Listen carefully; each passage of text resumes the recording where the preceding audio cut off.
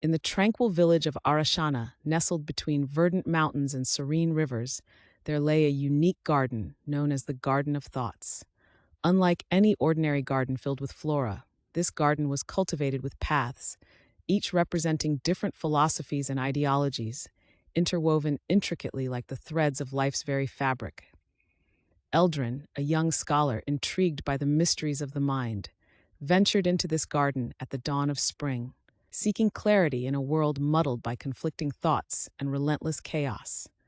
As he stepped through the verdant archway, inscribed with the ancient adage, "Know thyself," he felt an invisible weight lift off his shoulders, replaced by an invigorating sense of curiosity.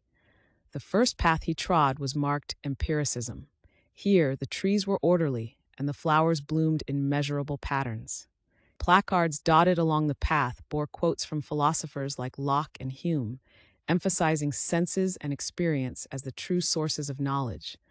Eldrin felt grounded, his thoughts focusing on tangible, observable phenomena. Curiously, he then veered onto the path called rationalism. This trail was less predictable, with wild, abstract shapes in the hedges and ethereal music that seemed to emanate from the ether.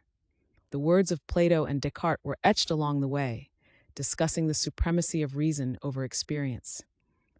Here, Eldrin's mind soared into realms of abstract reasoning, untethered from the physical world. As the sun climbed higher, Eldrin found himself at a crossroad. To his left was existentialism, a path shrouded in mist and dotted with existential queries about freedom, choice, and essence. Taking a deep breath, he delved into the fog, contemplating the writings of Kierkegaard, Nietzsche, and Sartre that appeared like whispers on the wind. The path demanded of him to confront his own existence and the responsibility of individual freedom. Eldrin felt both daunted and exhilarated as the path forged a deeper connection with his inner self. To his right lay Stoicism, a path defined by its simplicity and harmony with nature. Here, the teachings of Marcus Aurelius and Epictetus reminded him that tranquility comes from accepting what one cannot control and focusing solely on one's own virtues. On this path, he found a peaceful resolve settling over him, a stark contrast to the unsettling challenges of existential thought. It was late afternoon when Eldrin stumbled upon the most enigmatic path yet, labeled mysticism. This path was less defined, meant not to be walked but felt. The air thrummed with the energy of unseen realms, and quotes from mystics like Rumi and Saint Teresa of Avila encouraged the dissolution of the ego and the union with the divine.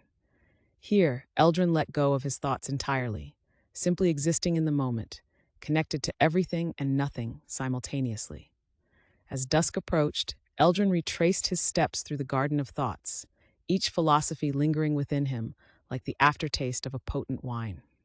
He emerged from the garden as the sun dipped below the horizon, not with clear answers, but with a deeper understanding of the spectrum of human thought and his own place within it.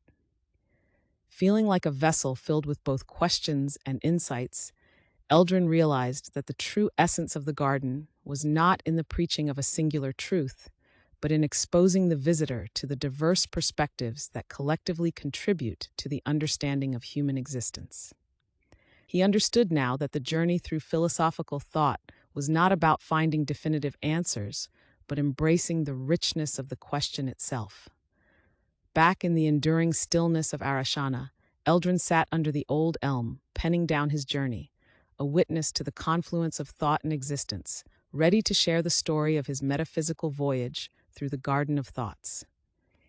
Each word he wrote was a seed, sprouting into realms of contemplation for those who dared to wander in the gardens of their own minds.